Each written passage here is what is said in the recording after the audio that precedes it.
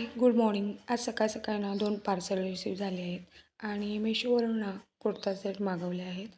या दोघी ज्या कुर्ता सेट आणि पॅन्ट आहे ना, त्याची प्राईस 350च्या आसपास आहे.